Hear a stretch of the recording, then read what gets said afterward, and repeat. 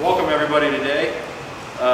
Put some stats up here at the beginning. By the way, I'm Brian Ruschman with C Forward. Was introduced just a second ago by JB, but we work right here on 5th Street, 5th and Madison. We're an MSP for small and medium businesses that need IT help. So I put some stats up here at the beginning just to kind of show the staggering counts of cyber attacks. So 140 million in 2014, 250 million that number jumped to by 2015. And there's a 30 to 70% rise in attacks each year, which I know is a wide gap, but basically that's because we're not sure who's reporting what.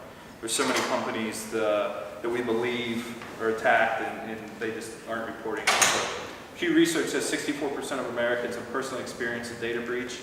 Half feel less secure than they did 5 years ago. And according to Forrester, 31% of us share personal information widely, and 50% of us are still writing down our password on a piece of paper. I thought we could move past that at this point. Yeah, so. Brian, James, and Dave, we're the three, and we're going to talk on those different things today. So I'll move into something on password attacks, and feel free to ask me questions or interrupt if you want to during any of this. Actually, I thought those were my slides. Okay, go ahead. You can go ahead. I think I'm the next one. Just go ahead. Hi, I'm James Walden. I'm Director of NKU's Center for Information Security. And so we'll start with password attacks. We'll look at a lot of different ways that your password can be, your authentication can be attacked with your password. The first is probably what you tend to think of. It's like, well, somebody comes up and they type in a password, or they log in via network protocol and enter a password there. And that can work. Passwords are fairly guessable, but there's usually fairly good defenses about that. Most network systems and login screens increase exponentially the time between retries. So it's 1 second for your first retry, 2 for the next, 4, and by the time you're 20 retries, that's 1 billion seconds. That's going to be a while. Phishing, of course, is a popular way to get passwords. We all see that happening on a regular basis. If you look at your spam folder, there's plenty of phishing attacks. In general, it's just the idea of creating a fake login screen. People have been doing this on mainframe computers since the 60s. I remember doing it in college on our Macs. And what may be surprising, though, is one thing that attackers are really phishing for is your email password. And this is probably your most valuable password. You might normally think, well, this is my bank account password or something most important. And no, because the email password is usually the master password for you, because once they have your email, they can look through your email and see like, okay, hey, you bank with US Bank. They'll go to US Bank, they know your username from that email, they'll reset your password, it gets mailed back to your email account, and now they have your bank account. And they will proceed to do that with every account you have. So it's very important to protect your email password. I think this is... Go back to me. Yep. So just some more on email and phishing attacks. 91% of attacks still right now are coming in via email.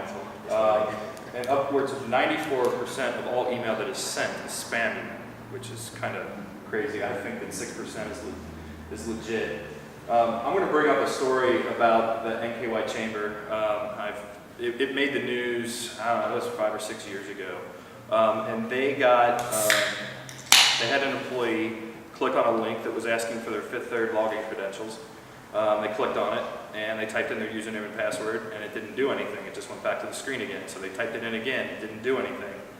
So then they went to 53.com, and they typed in their username and password, and they got in. So it was a website that looked pretty much like Fifth Third's, but they now had the login credentials for that employee.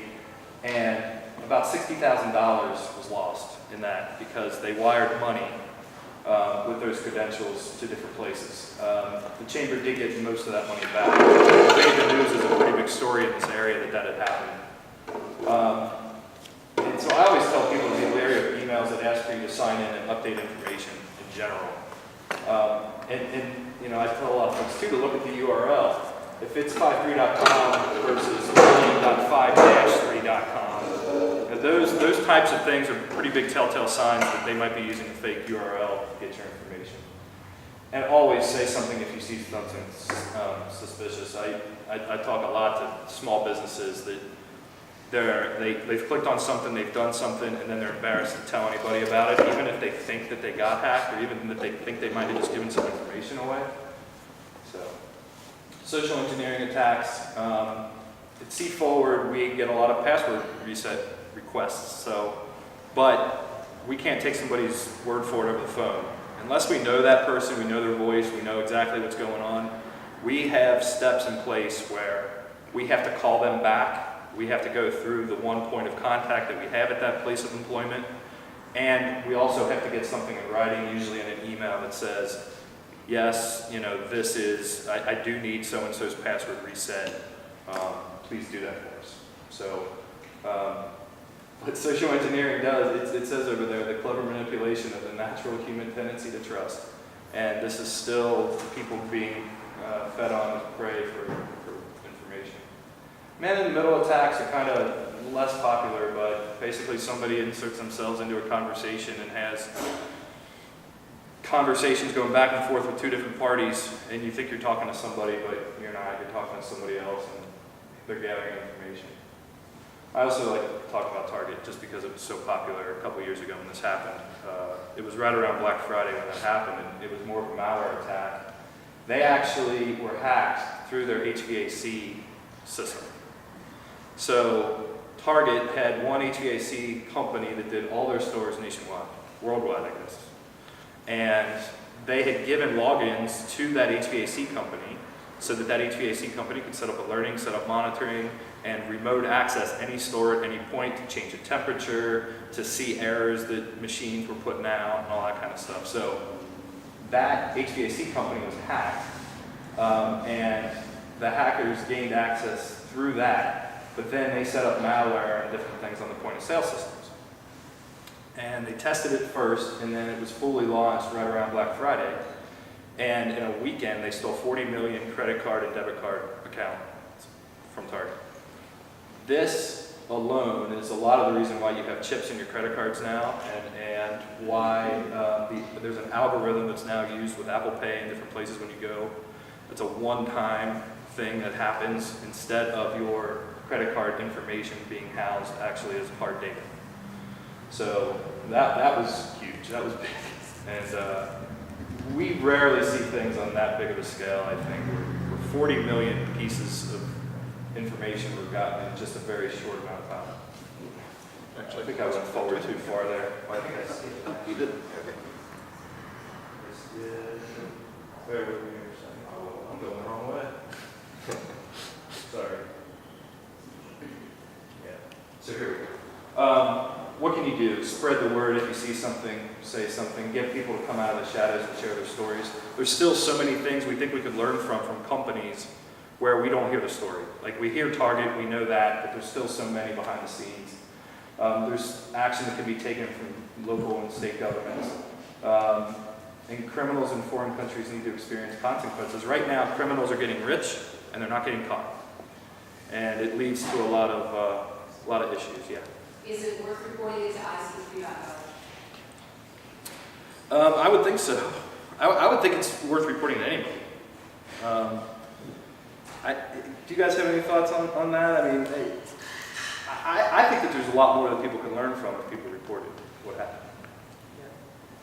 There's something that a lot of businesses are reluctant to admit they were hacked. Yeah.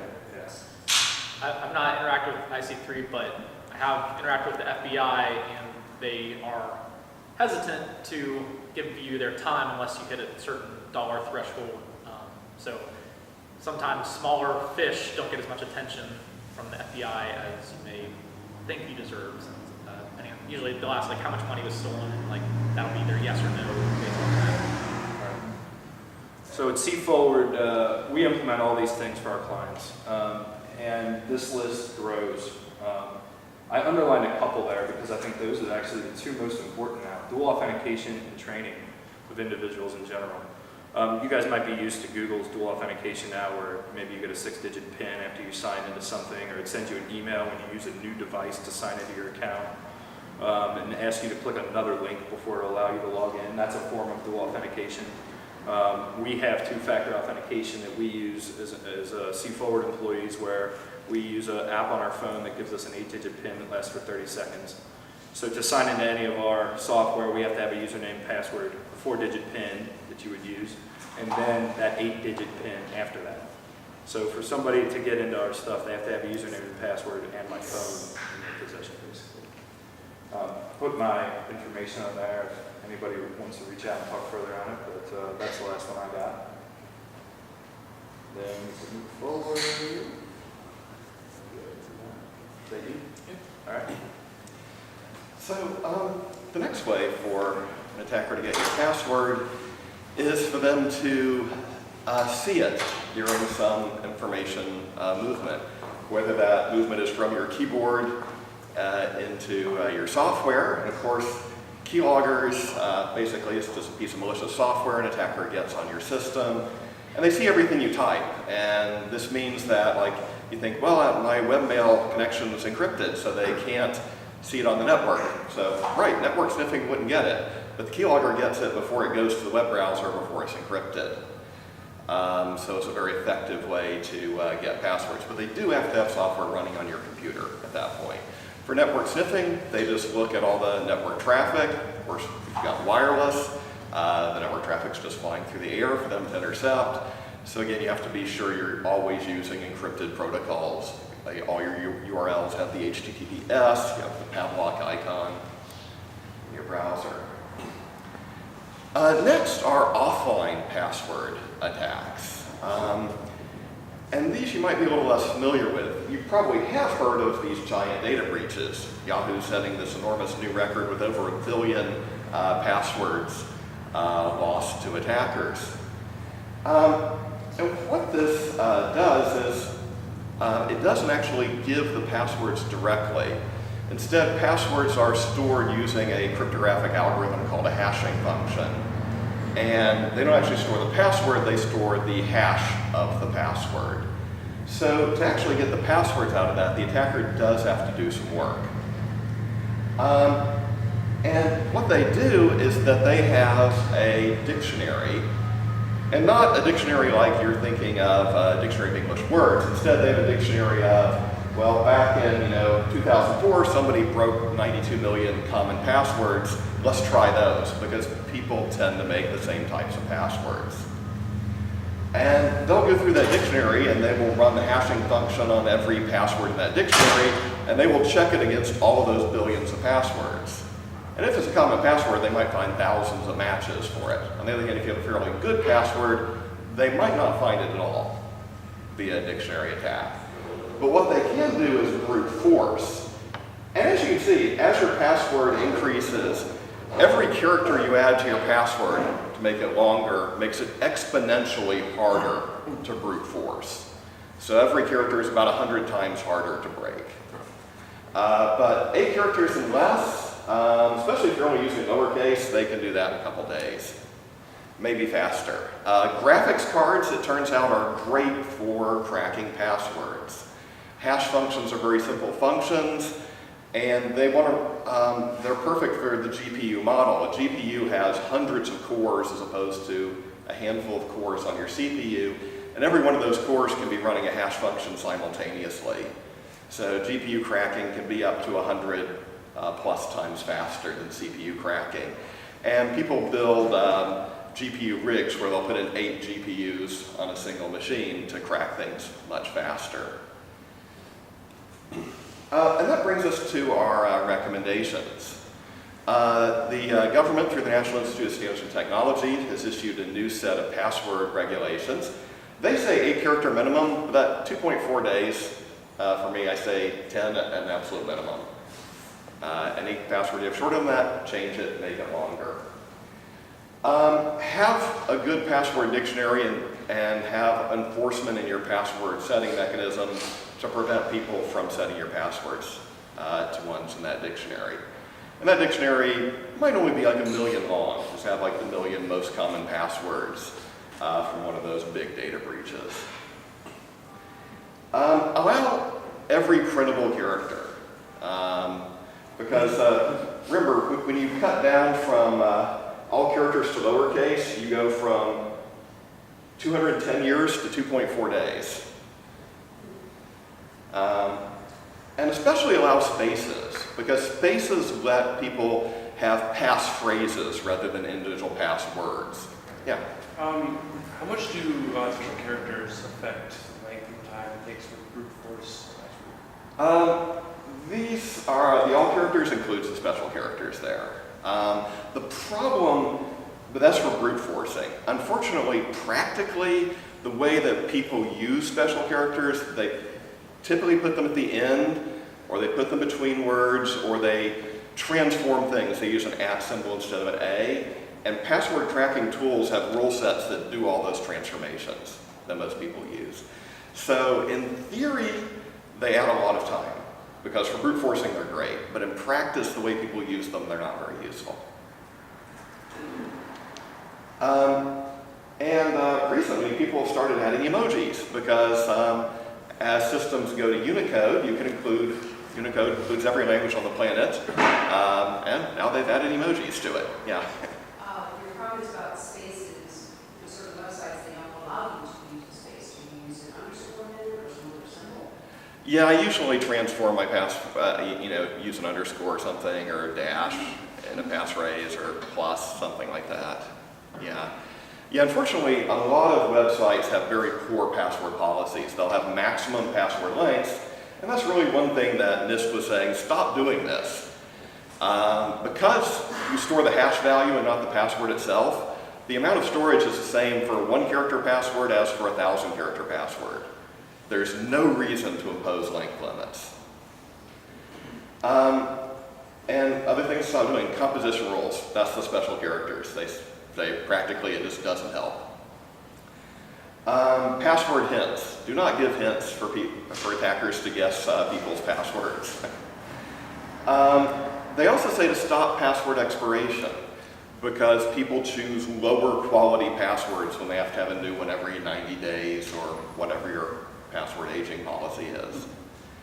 And also stop with the personal knowledge questions for resetting passwords.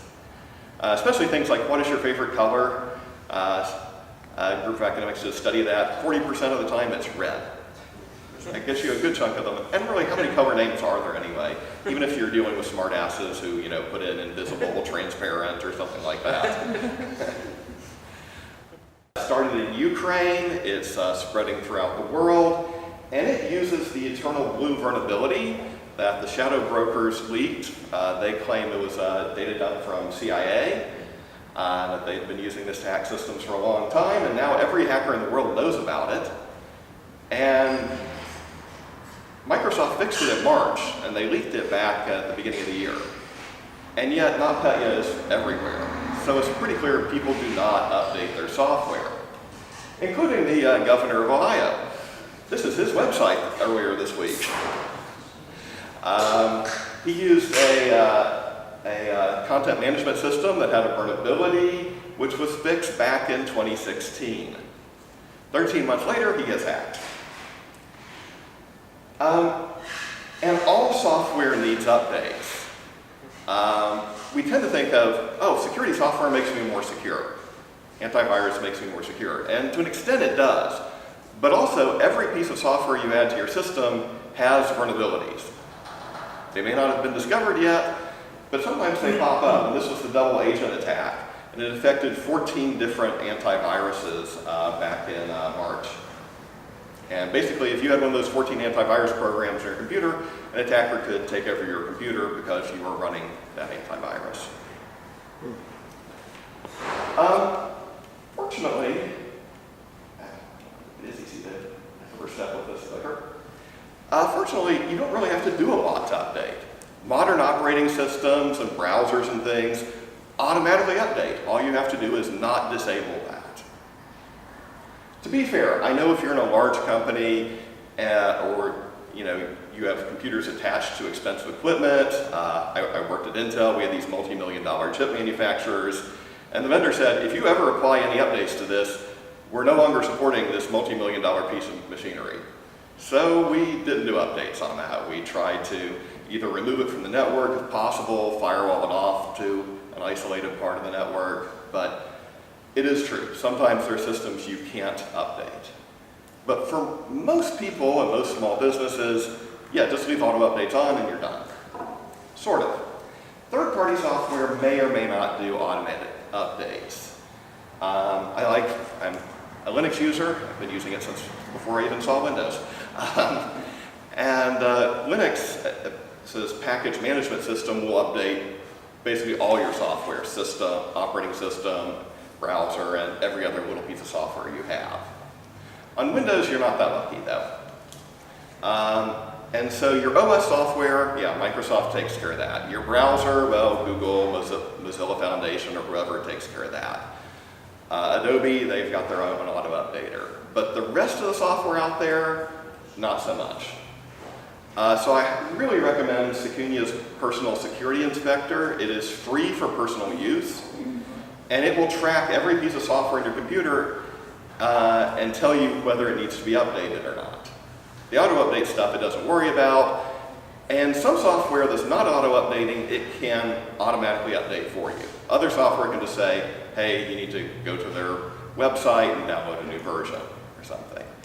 But really, certainly for me, when I'm working with my Windows virtual machine to do PowerPoints and such, yeah, I just rely on Secunia PSI. There's too much software to keep track of, to keep updated. Let somebody else handle it for you. And of course, they have enterprise editions, and there's other enterprise software that can manage that for you. And let me turn it over to Dave. All right. That's me right there. So we've been talking, actually, I want to get some feedback. So before I move on, just raise a hand here. Who would consider themselves on like the technical side of operations, or somebody that is more working in code or technical side of things on a daily basis? Just raise your hand and get it. Okay. And then I would assume the rest of this room is not on that technical side. Okay. It's helpful just to get a gauge where we are. My name is Dave Miyamasu. I am an independent consultant. I work to help do security training and coaching. I want to do that for you guys today. I want to help answer questions and give you some ideas of things you can do to improve your security. So I'm going to talk about bad links and files. So like this cat hiding in the dresser drawer, that would freak me out if I opened up my drawer and there's a cat, mainly because I don't have one, but also that's just kind of funny. I love that picture. The thing that I want to talk about are these little things hidden inside of our drawers, such as email attachments or bad links. So you guys may have seen something like this. You get an email that says like, boy, like subpoena, that's serious. Oh gosh, I don't want to go to court, but I better read this to make sure I know what's going on. I don't know who this Doug Whittle guy is, but it sounds serious, so I better open it. That's one way that people will utilize our fear or our concern about things like being taken to court to gain access to our machines here. So this .doc file could have some type of macro or known vulnerability that's been built into it.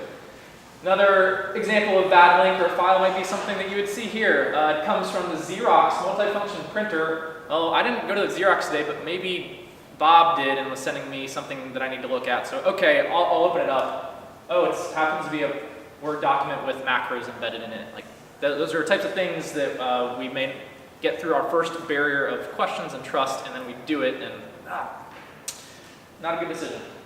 You may have seen this type of email too, PayPal. Because most email is sent now with rich HTML text, you can do things like images and colors. Awesome. You can also do things like hiding links inside of fake links. So like if you saw that, you'd say, oh, that's PayPal's website. Like, great, there's even an HTTPS on it. That means it's secure, right? Well, if you hover over it like this example does, you'll see it's actually pointing to some random IP address that may look like PayPal, but is not their site. And then you go there, and who knows what bad stuff you get into. Last one here. This is, does anybody know who John Podesta is? Okay, so who is John Podesta? Well, he was in the Clinton administration. Yes, so John was very high up in Hillary Clinton's campaign for presidency, and I think even while she was Secretary of State as well. This is an email John received one day. Oh, my Gmail address. I should change my password. Looks like somebody from Ukraine's trying to get into my account. Uh-oh. Well, story, if you don't know it, is that because John's email account was compromised, they ended up finding out that some information that Hillary had been sharing was not over secure government communication channels, and John, because he clicked this link, ended up being in really hot water, and still is. And Hillary then paid the price too. So those are some real world examples of things you might see. Let me jump to another real world example here. So this is something that just happened in May. You know, Iran and Israel are not on great terms right now. Well, one thing that Iran has done recently to kind of further jab Israel is to use a Microsoft vulnerability to take over their network and their computers at one of the largest universities in Israel called Ben Gurion University.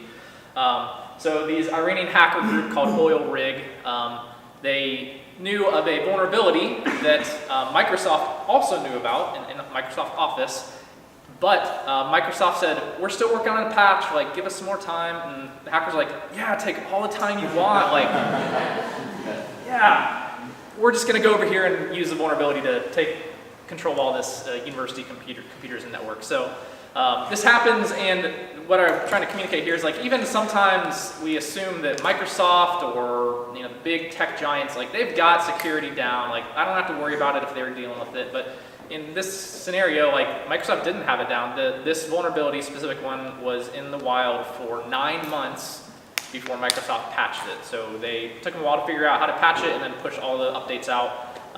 And even once updates go out, like James was saying, sometimes you don't have the ability to update your computer. If you're on a corporate network or something, like the admin might push updates, so you're SOL. All right, I'm going to switch topics to policies. So we are all familiar with, well, if you're not familiar with the little ribbon down there at the bottom, that is a sign that shows we support people that are suffering from HIV or AIDS, and the CDC does a lot of tracking of numbers of that because it's an epidemic. HIV is an epidemic in the US. 0.3%. Anybody have a guess what that number is in relation to the information I just shared? Okay, that's all right. I didn't know it until I looked it up either. In America, less than 1% of Americans are infected with HIV. So it's a very serious disease. I'm not trying to diminish that, but just statistically, it's a small proportion of Americans that suffer from that disease. As a result of that number, the CDC and state governments decided, 49 states said, we're going to enact all these policies to help protect against HIV spreading. So there's laws around testing and informed consent, you have to tell people if you have it, you have to have, there's criminal law around it, like if you were to spread it in a malicious way, those types of things, hospital policies, school policies, legal, there's like a lot of stuff is what I'm trying to communicate because of this epidemic of 0.3% of Americans. Let's look at this next number, 64%. You've already seen this one today. Let's see if anybody can remember it. What does 64% represent? Brian, tell us what does this number represent?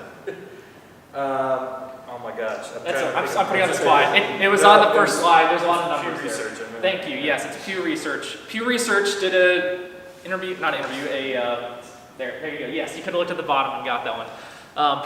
Pew Research said, everybody on the internet, have you been hacked or had some type of data breach? Microsoft pushed out another update. All right. 64% of Americans said, yep, I've experienced a data breach. Whoa, like 0.3, 64%. Like, that's a big difference. And like, what are we doing about it? What are we as family members, friends, business owners, employees, what are we doing about it? Well, here's somebody that's doing about it, doing something about it. President Trump just in May signed the Presidential Executive Order on strengthening the cybersecurity and federal networks and critical infrastructure. So this was started by President Obama with his Cyber National Action Plan while he was in office. He earmarked $19 billion for this plan, and now Trump is starting to enact some of this stuff. So people in government are taking notice, they're putting money towards it and taking action. What are you guys doing to protect yourselves and your customers? Are you creating policies in your organization? Are you asking your customers, like, are you concerned about this? Are you having problems about this? Like, what are you guys doing yourselves in terms of policies to protect yourselves or your customers? This is just a high-level overview. Like, when I think about policies, I could put things in 3 buckets. There's probably more, but people, process, and technology or tools. People, process, people are a vulnerability, as Brian was talking earlier about social engineering. Your emotions, your feelings, things like that can be taken advantage of. And one of the examples Brian gave earlier is at C-Forward, if you want your password reset, like, we're going to call you, we're going to wait for an email to verify. Like, that's a place you can put in step to mitigate the risk of people. Technology as well, James talked a lot about, like, ways to have different hashing password requirements so that your hashed passwords are safer, things like that. So there's different ways you can think about policies. It doesn't have to be just like, everybody be safe. Like, well, you can think of other ways and more specifically how to address that. I don't know if this is going to play or not, but I wanted to show this video. Oh, I think it's starting. No, not yet. So if you're feeling like, gosh, I don't know how to train people, I don't know how to set policies, like, there's resources for you. Remember that $19 billion that Obama earmarked and Trump is now spending? The government has created a lot of websites and materials and infographics and things like that you guys can use. One example is on a website, staysafeonline.org, which is where I got this from, that gives a fun little song. Click it on right here. Click.